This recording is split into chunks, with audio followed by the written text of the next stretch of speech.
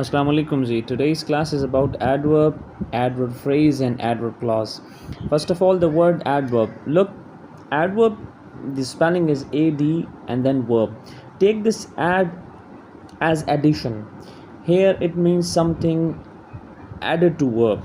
When we add something to verb, it becomes adverb.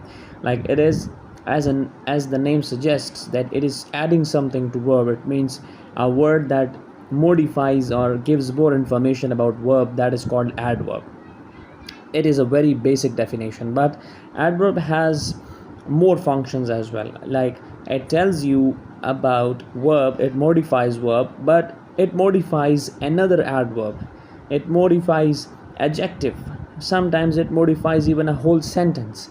So adverb has a variety of functions. Keeping in mind only one definition about adverb, that it only gives more information about verb, it will not work or it will not be justified. Adverb has multiple functions. It can modify a verb, adjective, other adverbs, or even a whole sentence. So adverb is a very versatile kind of thing in English grammar. So this is adverb. If we talk about basic information, so the words that modifies a verb may be walk slowly, talk politely, drive carefully. So all these words are adverbs. 90% they end with ly, but not 100%. There are some adverbs they do not take ly at the end. तो ये है adverb, उसकी definition, examples हमने देख ली. अभी हम चलते हैं adverb phrase की तरफ. कि adverb phrase क्या है. अच्छा, वहाँ जाने से पहले ये देख लें कि adverb हमें आंसर कौन से क्वेश्चंस करता है. एडवर्ब हमें आंसर करता है हाउ, कि एक एक्शन जो है वो कैसे हुआ है, व्हेन कहाँ पे हुआ है, कब हुआ है, वेयर कहाँ पे हुआ है, टू व्हाट एक्सटेंट किस हद तक हुआ है, व्हाई क्यों हुआ है. ये एडवर्ब ऑफ रीज़न है, व्हाई. तो ये एडवर्ब हमें नॉर्मली इनके सवालात देता है, सवालात के जवाबात देता है. अब एडवर्बियल फ्रेज़ या एडवर्ब फ्रेज़ ये ग्रुप ऑफ वर्ड्स होता है जो कि एडवर्ब का फंक्शन प्ले करता है. अब वहाँ पे हमने एग्जांपल देखी. For example, he drives a car carefully. तो जो carefully is one word, it gives information about verb and it is being functioned as adverb. ये यहाँ पे एक वर्ड है. अब द डिफरेंस बिटवीन एडवर्ब और एडवर्ब फ्रेज और एडवर्बियल फ्रेज क्या होगा कि एडवर्ब एक वर्ड है और एडवर्बियल फ्रेज जो है वो एक से ज़्यादा वर्ड्स हैं. इसी तरह जैसे हमने नाउन का पढ़ा था कि नाउन एक वर्ड है, नाउन फ्रेज एक से ज़्यादा है, एडजेक्टिव एक वर्ड है, एडजेक्टिव फ्रेज एक से ज़्यादा है. इसी तरह एडवर्ब एक वर्ड है और एडवर्ब फ्रेज एक से ज़्यादा है. अब यहाँ पे एग्जाम्पल देखें. We will escape in the morning. अब इन द मॉर्निंग, ये तीनों जो वर्ड्स हैं ये ग्रुप बना के सिर्फ हमें टाइम का ही बता रहे हैं, इन द मॉर्निंग. और ये हमें क्वेश्चन दे रहे हैं when. We will escape when in the morning. तो ये जो इन द मॉर्निंग है इसमें कोई सब्जेक्ट वर्ब नहीं है, क्योंकि फ्रेज़ में सब्जेक्ट वर्ब नहीं होता. ये तीसरी वीडियो हम एक ही चीज़ बार बार उसको देख रहे हैं जो कि डेफिनेशंस हैं. फ्रेज़ क्या है, hope all these things are in your mind. कि फ्रेज़ में सब्जेक्ट वर्ब नहीं होता और वो कभी कभी जो है इनकम्प्लीट सेंस देता है. तो ये इन द मॉर्निंग जो है ये है एडवर्बियल फ्रेज़. दूसरा, यहाँ पे एडवर्बियल फ्रेज़ जो है वो कंट्रास्ट करता है नॉर्मल एडवर्ब्स के एंड एडवर्बियल क्लॉजेस के, क्योंकि वो एक वर्ड है, एक से ज़्यादा है. ठीक है, जैसे कि वी विल स्केप लेटर. अब लेटर यहाँ पे एक वर्ड है, नॉर्मल एडवर्ब है, एक वर्ड है. ठीक है. अब we will escape when the sun rises. अब ये एडवर्बियल क्लॉज आ गया. लेकिन इसको क्लॉज को फ़िलहाल आप छोड़ दें, हम फ़िलहाल एडवर्ब फ्रेज़ को देखेंगे, फिर हम उसके बाद एडवर्ब. लेकिन ये है कि चाहे एडवर्ब क्लॉज हो, चाहे एडवर्ब फ्रेज़ हो, चाहे एडवर्ब खुद हो, वो हमें इन्हीं के आंसर देगा कि काम जो है वो कब हुआ है, कैसे हुआ है, क्यों हुआ है, किस हद तक हुआ है और कब हुआ है. अब ये कुछ एग्जांपल्स हैं एडवर्बियल फ्रेजेस की, 50+ हैं, लेकिन यहाँ पे जितनी आ सकी हैं मैंने की हैं. She is ready to forgive him. ठीक है, to forgive him. Ready, is ready to forgive him. He could not join us due to health issues. He hit the ball very hard. My sister Raquel sings extremely well. I used to run lighting fast in my college days.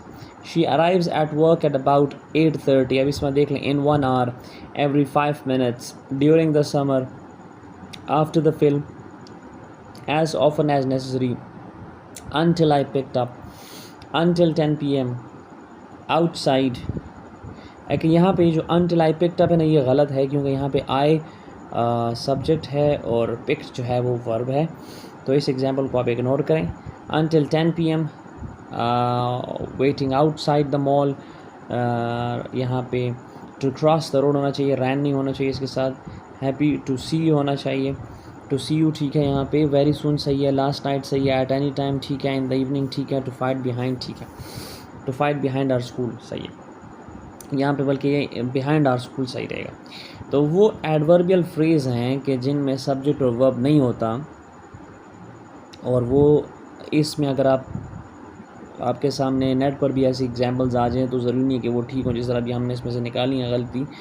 तो इतना आपको अपने आप को clear रखना है कि आपको गलती देखते ही नज़र आ जाए। अब जैसे मैंने देखते साथ ही until I picked up का कहा कि ये तो आई तो सब्जेक्ट है, पिक जो है वो तो वर्ब है, तो यहाँ पे ये एग्जांपल ठीक नहीं आ रही। तो इस तरह फ्रेज़ का ख्याल रखो कि it's all about a group of words without subject and verb and giving incomplete sense, और फंक्शनिंग एडवर्ब। अगर एडवर्ब फ्रेज़ है तो फंक्शनिंग एडवर्ब, नाउन फ्रेज़ है तो फंक्शनिंग नाउन, एडजेक्टिव फ्रेज़ है तो फंक्शनिंग एडजेक्टिव। तो इस तरह के आप और भी एग्जांपल्स खुद से बना सकते हैं कि for example he drives a car with great skill, with great care. He drives a car carefully को अगर मैं फ्रेज़ में चेंज करूँ तो कह सकता हूँ ही drives a car with great care, ठीक है। For example he plays skilfully, he plays with great skill, ये भी मैं कह सकता हूँ। तो जो विद ग्रेट स्किल है उसका वही मतलब है कि स्किलफुली, विद ग्रेट केयर उसका वही मतलब है केयरफुली, लेकिन यहाँ पे ये केयरफुली और स्किलफुली एक एक वर्ड हैं, और विद ग्रेट केयर और विद ग्रेट स्किल ये एक से ज़्यादा वर्ड हैं, तो ये यहाँ पर फ्रेज़ हो जाते हैं। और ये आपको हाउ के आंसर देते हैं।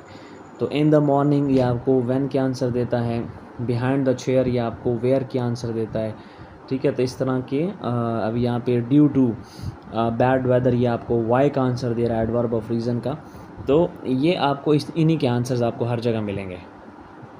अब यहाँ पे देख लें, ये सारा एडवर्ब से काम है, जैसे sadly, always, early, now, here, there, well, loudly, suddenly, quietly, quickly, ये सारे जो है ना इसमें आपको एडवर्ब्स हैं। और मैंने आपसे कहा कि 90% वो एल वाई के साथ होते हैं और 90% जो है एल वाई के बगैर होते हैं। अब यहाँ पे ऑलवेज़ है, एल वाई के बगैर है। नाउ, हेयर, देयर, वेल, ये सारे एल वाई के बगैर हैं, लेकिन ज़्यादातर आपको इसमें एल वाई वाले नज़र आते हैं। ये भी एडवर्ब फ्रेज़ है कि एडवर्ब फ्रेज़ क्या होता है, ग्रुप ऑफ वर्ड्स है, वही हमने बात की। एग्जांपल है शी वर्क्स एट नाइट, तो एट नाइट जो है ये आपको व्हेन का आंसर दे रहा है। He cycling on the road, on the road ये आपको वेयर का आंसर दे रहा है। The guy works hard to earn a lot of money, तो यहाँ पे to earn a lot of money ये एडवर्ब फ्रेज़ है, ये आपको वाई का आंसर दे रहा है। Max was talking to me in a rude way, तो ये जो इन अ रूड वे है ये हाउ का आंसर दे रहा है। इसके लिए एडवर्ब एक वर्ड क्या हो सकता है, रूडली हो सकता है। वो जो रूडली है वो एडवर्ब है, इन अ रूड वे जो है वो एडवर्ब फ्रेज़ हो गया। तो आई होप इट्स क्लियर, ये आपको क्लियर हो गया होगा एडवर्ब फ्रेज़ कि एडवर्ब फ्रेज़ क्या होता है। Now moving to adverb clause. सबसे पहले एडवर्ब क्लॉज की डेफिनेशन को देखें कि एन एडवर्ब क्लॉज या एडवर्बियल क्लॉज, इसके अंदर एक सब्जेक्ट होगा, वो हर क्लॉज में होता है, इसमें भी होगा। वर्ब होगा, वो हर क्लास में होता है, इसमें भी होगा। And that's why not every group of word is an adverb clause. अब यहाँ पे every group of word is not adverb clause इसलिए नहीं है क्योंकि हर ग्रुप ऑफ वर्ड्स जो है वो क्लॉज भी नहीं हो सकता, क्योंकि ग्रुप ऑफ वर्ड्स तो फ्रेज भी हो सकता है। अच्छा, दूसरा, at the start of every adverb clause there is a subordinate conjunction, ठीक है।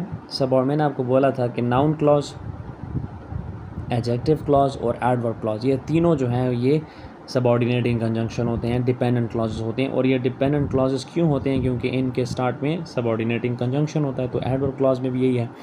तीसरा, a sentence composed of a group word that function as an adverb, वही बात हो रही है कि एडवर्ब का फंक्शन प्ले करेगा और उसमें जो है सब्जेक्ट और वर्ब जो है वो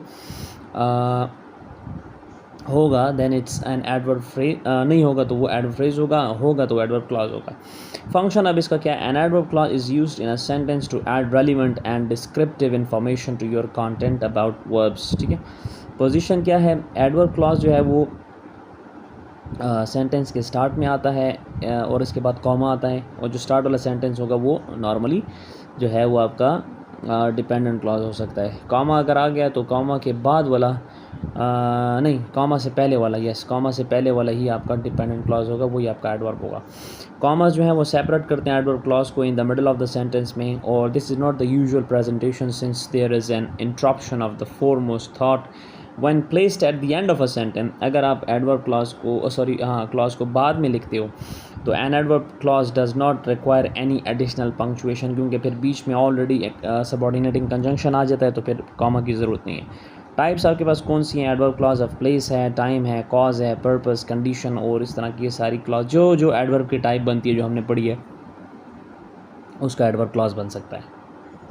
अब ये देखें एडवर्बियल क्लॉज को, कंडीशन है तो कंडीशन के लिए कौन से कंजंक्शंस यूज़ करते हैं, ये बड़ा इंपॉर्टेंट है, आप अपने पास नोट भी कर लें, लिख लें कि for place we use anywhere, where, everywhere, whenever, time, after, as soon as, before, by the time, once, since, until, whenever, ये यूज़ करते हैं। रीज़न होगी तो हम लिखेंगे एज, बिकॉज, सिंस। कंसेशन होगा तो हम लिखेंगे ऑल दो, इवन दो। पर्पस होगा तो लिखेंगे so that, in order that. Comparison होगा तो दैन लिखेंगे। मैनर होगा तो एज, इफ़, जस्ट एज लिखेंगे। रिजल्ट होगा तो सो दैट, सच दैट, इस तरह की जो आपके सबऑर्डिनेटिंग कंजंक्शंस हैं वो लगेंगे। यहाँ पे और एग्जांपल्स देख लें। I will meet you here after the meeting ends, तो आफ्टर द मीटिंग एंड्स आपको आंसर दे रहा है टाइम व्हेन का, तो after the meeting ends, after जो है वो अब आफ्टर यहाँ पर ये सबऑर्डिनेटिंग कंजंक्शन है। दूसरा देखें, Jane is not coming today as she is ill, अब क्यों नहीं आ रही है? क्योंकि बीमार है, तो एडवर्ब ऑफ रीज़न है। ही फेल्ड द टेस्ट दो ही हैड प्रिपेयर्ड वेल, अब यहाँ पे जो है ना वो वाई का ऑप्शन आ रहा है। फेल्ड द टेस्ट, क्यों फेल किया है? यहाँ पे कंसेशन आ रही है। दूसरा, my mother comes with me wherever I go, यहाँ पर वेयर वाई का आ रहा है कि एडवर्ब ऑफ प्लेस आ रही है, तो यहाँ पर इन्होंने वाई लिखा है, बल्कि यहाँ पे वेयर लिखना चाहिए, भी गलती है यहाँ पे। If they really love you they will come here to see you, यह भाई कंडीशन है, इफ़ आ गया तो कंडीशन हो गया। ये अब देखें आपके पास कुछ एग्जांपल्स एडवर्ब क्लॉज की। The group of words written in each sentence adverb clause. अब देखें, he will come after he has been to the shops. The baby eats mangoes because she likes it, अब यहाँ पे why का answer आ रहा है। The older lady goes for a walk if the weather permits, अब ये condition आ गई है।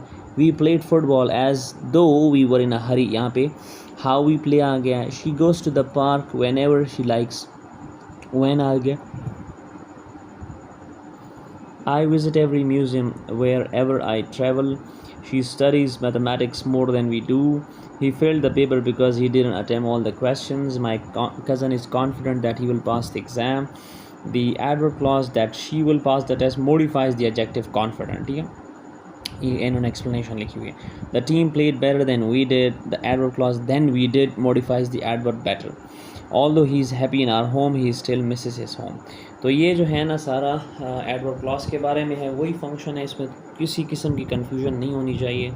एडवर्ब क्लॉज और एडवर्ब फ्रेज दोनों टाइम में अपने माइंड में वो एडवर्ब के जो क्वेश्चंस हैं वही रखने हैं, जैसे कि when, where, why, how, up to what extent, यही रखने हैं।